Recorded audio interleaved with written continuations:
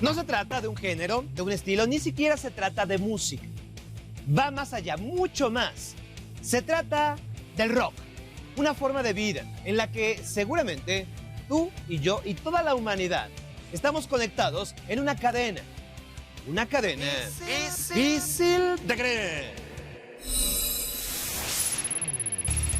Hoy, en Difícil de Creer, los eslabones de la gran cadena del rock unen a todo el mundo. Sus increíbles anécdotas en Inglaterra. De Inglaterra, aterrizaremos vía John Lennon en Nueva York. Su arte, la fábrica, el Velvet Underground y el asesinato de Lennon. El capítulo más negro se geolocaliza en Noruega. El rock y la muerte se mezclan en un extraño género. La muerte acecha al rock en español en Buenos Aires. Cerati en coma y el autodestructivo comportamiento del genio Charly García.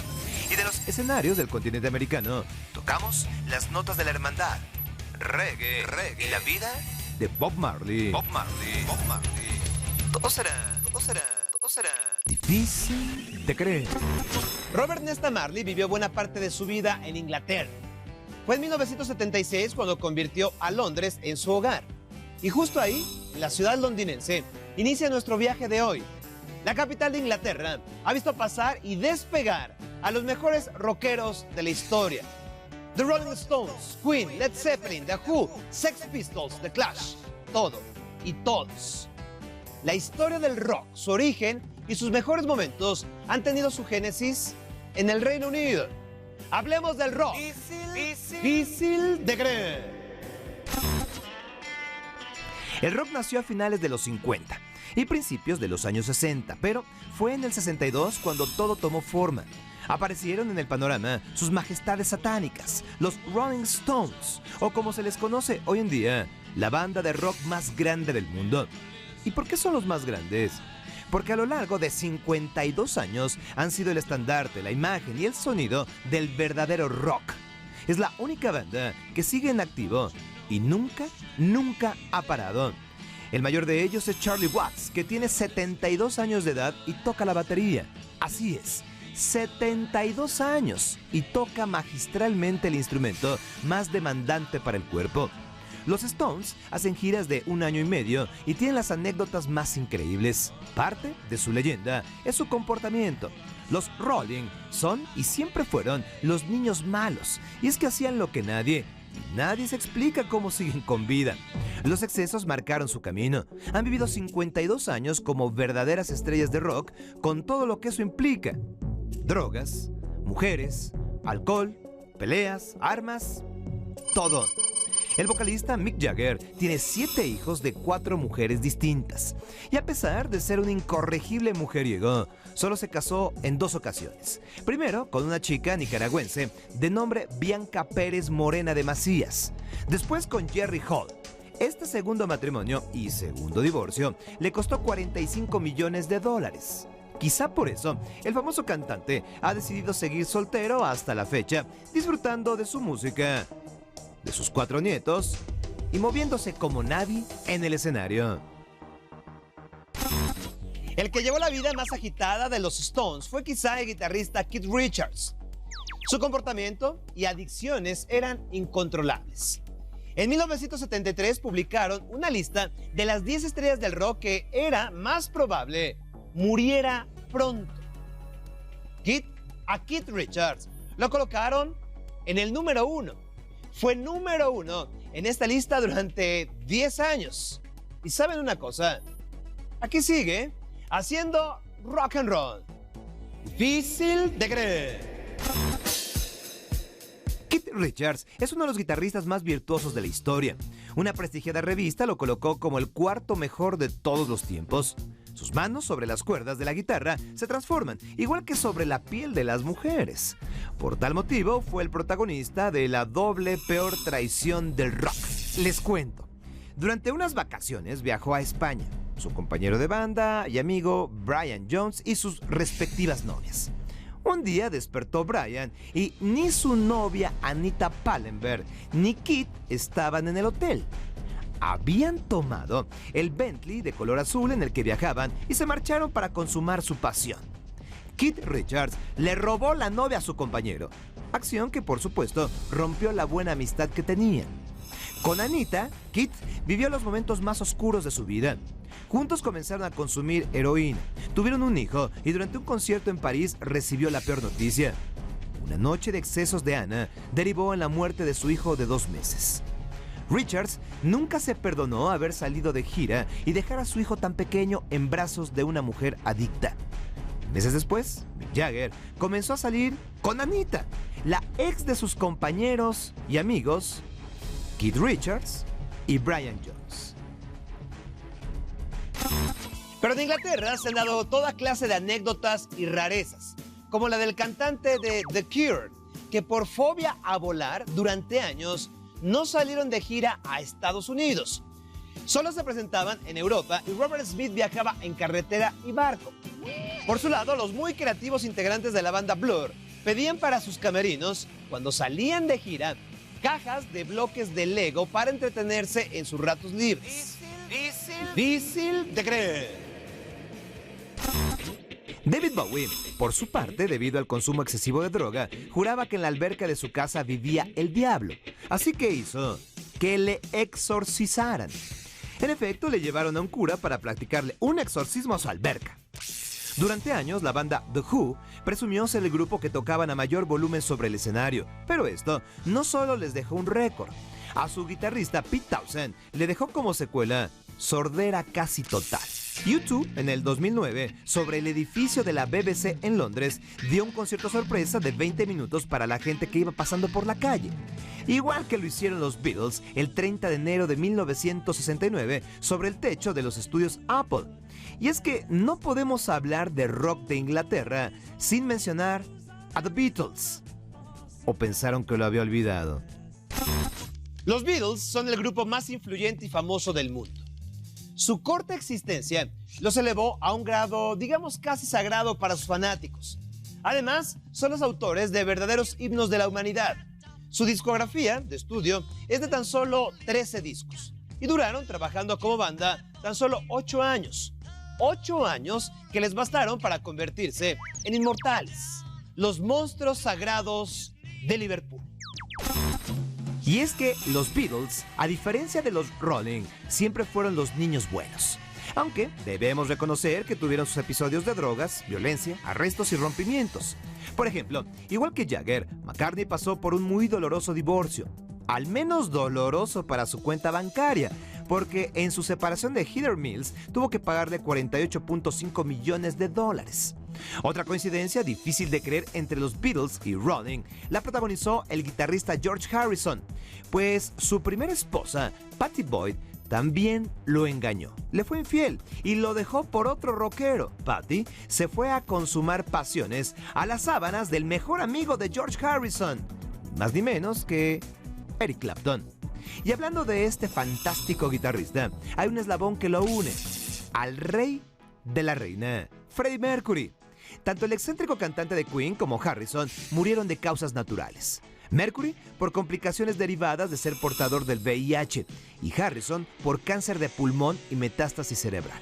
Pues bien, lo que une a estos legendarios rockeros es que nadie sabe en dónde quedaron sus restos. Nadie sabe dónde quedaron los restos de dos de los más grandes rockeros ingleses de todos los tiempos: Freddie Mercury y George Harrison. Este falleció en Los Ángeles, California, Estados Unidos, en casa de su amigo Paul McCartney. Después de 36 horas de discreta agonía, en la cama en la que había dormido su amigo Paul, llegó la muerte. George Harrison falleció el 29 de noviembre del año 2001 en presencia de su esposa Olivia, su hijo Danny y su mejor amigo y guía, Ravi Shankar. Los servicios funerarios fueron coordinados por un profesional de Hollywood. Solo 20 minutos después de su muerte, llegó una camioneta de color blanco para recoger el cuerpo de George. Se detuvieron poco después para formalizar un certificado de defunción falso. Olivia dio una dirección que no existía para que jamás lo encontraran. A poco más de 12 años, el paradero de sus cenizas sigue siendo un misterio. Sus 2 hijos volaron a Benares, en la India, después de la cremación. Dicen que para esparcir las cenizas de su padre en el Ganges. Pero, según Krip Moyad Das, de la Sociedad Internacional de Krishna, las cenizas de George fueron inmersas en el río Yamuna 3 veces, como exige el ritual del destino final entre los fieles de Krishna. Otra versión dice que sus hermanos Harry y Peter tenían otras 2 urnas y las llevaron a Inglaterra, pero contrario a las otras hipótesis, un año después de la muerte de George, su viuda obtuvo una licencia para exportar las cenizas desde Los Ángeles a Suiza. Dicen que George quería descansar en el jardín de su casa, pero también aseguran que una tercera urna viajó a su casa de playa en Maui, Hawái. La verdad, nadie sabe a ciencia cierta en dónde quedaron los restos del guitarrista, del Beatle silencioso. Lo que sí se sabe es que antes de morir, logró reunirse con John Lennon y hablar de las diferencias que habían tenido en el pasado. Lennon es nuestro siguiente eslabón en esta geografía del rock. Ese encuentro entre los ex-Beatles sucedió en Nueva York. John Lennon pasó muchos años de su vida en aquella ciudad al lado de Yoko Ono y su nueva música. Lennon encontró en la Gran Manzana la diversidad cultural que necesitaba para inspirarse. Y es que Nueva York es fuente inagotable de ideas y de arte. De hecho, Lennon no es el único inglés que ha adoptado esta ciudad como residencia. David Bowie también vivió en la Gran Manzana buscando inspiración y encontró uno de los más grandes colectivos de todos los tiempos llamado Velvet Underground. Bowie era gran admirador del artista Andy Warhol, por lo que un día decidió llegar a su estudio llamado La Fábrica, y vestido con su parafernalia andrógina, conoció a los seres más fantásticos que le dieron vida a las obras musicales más sorprendentes de los años 70. Nueva York fue importante para Bowie porque con ellos creó algunos de los discos más perfectos del rock, sus álbumes Hung Dory y Ziggy Stardust, y produjo el álbum más emblemático de Lou Reed, Transformer. Todos impregnados del arte pop de Warhol y de sus increíbles personajes de La Fábrica. La Fábrica de Warhol cambió el arte y la cara de la ciudad de Nueva York. A la fecha, el Museo de Arte Moderno de esa ciudad es el más visitado y es el que alberga la mayor colección de obras de Warhol y de aquel movimiento. Pero Nueva York no solo fue una segunda casa para John Lennon, también fue, desgraciadamente, su trampa mortal, su última morada. El lugar en el que perdió la vida de una forma cobarde. La historia todos la conocemos. Un fanático radical se le acercó fuera del edificio Dakota, le pidió que le firmara un disco y cuando Lennon dio la vuelta para entrar a su departamento, Mark David Chapman le disparó 3 veces. Con 3 balas acabó dramáticamente la vida de Lennon, su talento y su música.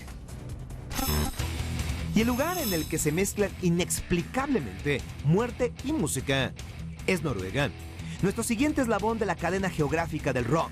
Noruega es una potencia en rock black metal, pero en aquel país ha nacido un fenómeno por demás extraño.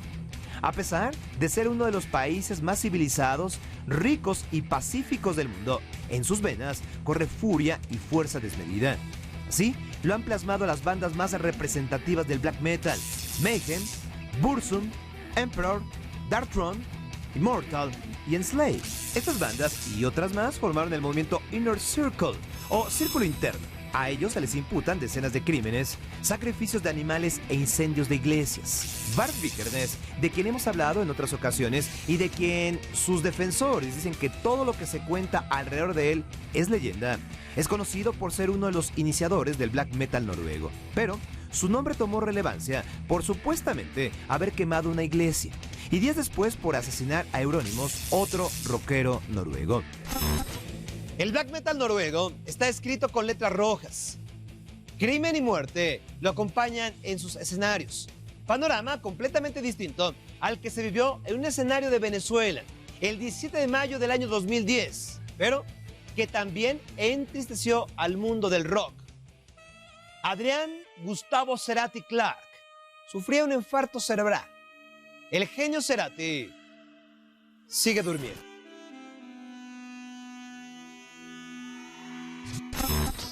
Caracas, Venezuela. Un concierto lleno a reventar.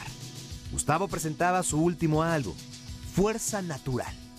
Al terminar, antes de bajar del escenario, sintió un fuerte dolor de cabeza y cayó desmayado.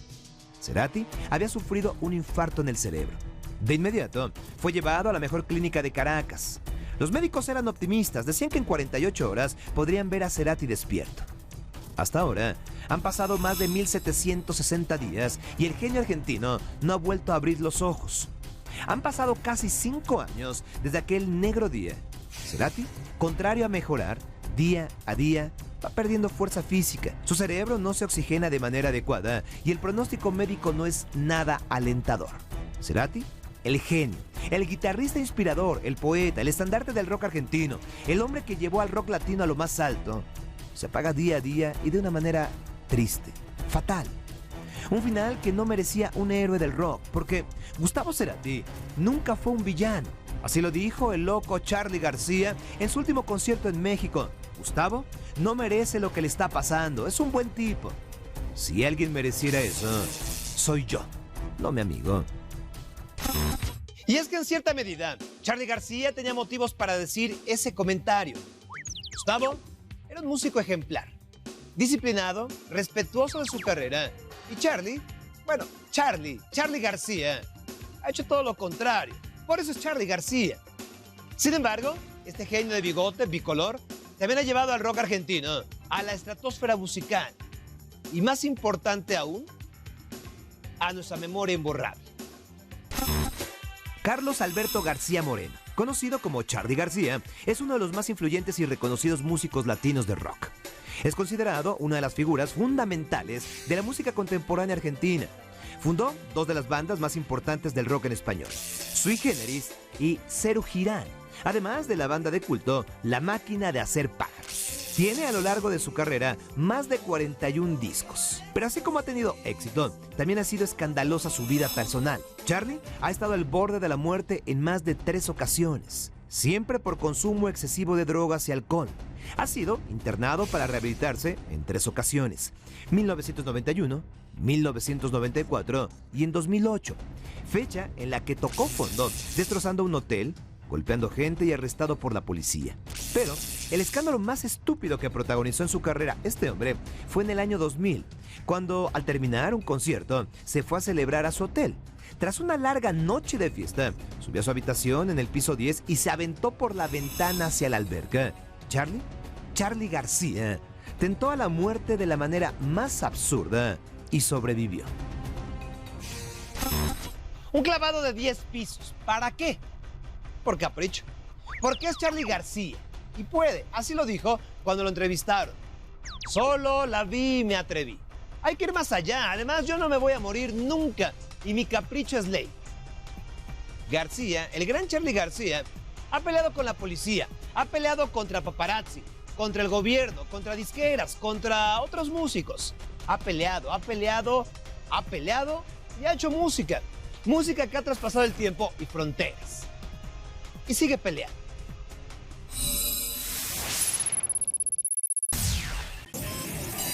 Hemos recorrido la geografía del rock con eslabones más difíciles de creer. Inglaterra vio nacer a John Lennon, pero Nueva York lo vio morir. Noruega es el lugar en el que el rock y la muerte se conjugan para darle vida a un oscuro subgénero del rock. La muerte acecha el rock argentino. Gustavo Cerati y Charly García, las 2 caras de la moneda. Uno buscó la muerte y sigue rockeando. El otro aún no encuentra el temblor para que lo despierten. Así es de irónica la vida. Mientras uno llevó durante años una conducta autodestructiva, el otro cuidaba su cuerpo, era vegetariano y disciplinado. Hoy, el primero sigue haciendo rock.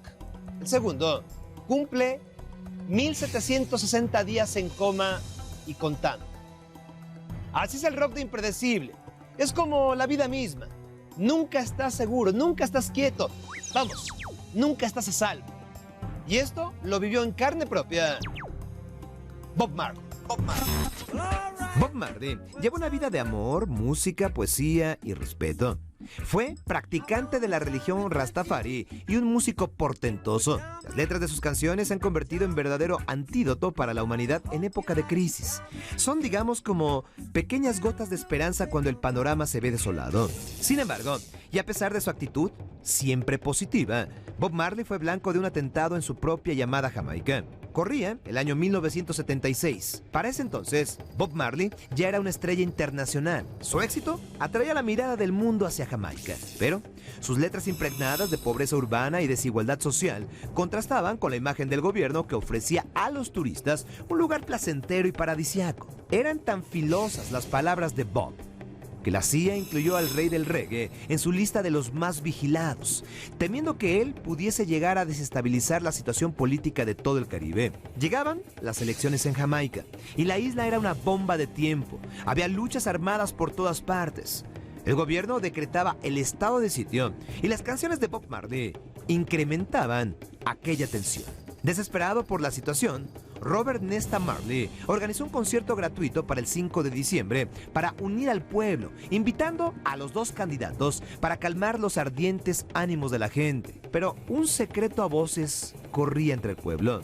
La vida de Bob Marley estaba en peligro. El 3 de diciembre de 1976, 2 días antes del concierto, Marley y los Wailers ensayaban en Hop Road. Al atardecer, sonaron unos disparos. El Escuadrón de la Muerte bajaba de 2 autos blancos y baleaban la mansión. Rita cayó herida en la cabeza.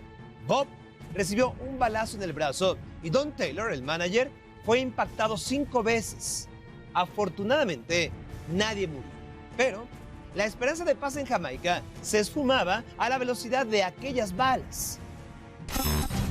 Llegó el 5 de diciembre de 1976 y lejos de sentirse intimidado por el ataque sufrido, Bob Marley no canceló el concierto. Subió al escenario donde frente a él se encontraban 80,000 personas y empezó la presentación con una furiosa versión de War. Bob logró lo impensable, unió a toda su nación. Subió a los 2 candidatos rivales al escenario y los hizo darse la mano. Al siguiente día, por la mañana, Marley y toda su familia tomaron un avión y se fueron a vivir a Inglaterra, al mismo punto geográfico en el que arrancamos esta cadena. Hicimos una escala en Jamaica para ver cómo la música puede unir a un pueblo entero, aunque eso le cueste la residencia al autor. Soy Sergio Sepúlveda y una vez más comprobamos que todo y todos estamos unidos y entrelazados, hoy al menos por las notas y partituras del rock. Los espero en mi siguiente investigación para seguir comprobando la inquebrantable fuerza de esta cadena llamada vida. Difícil de creer.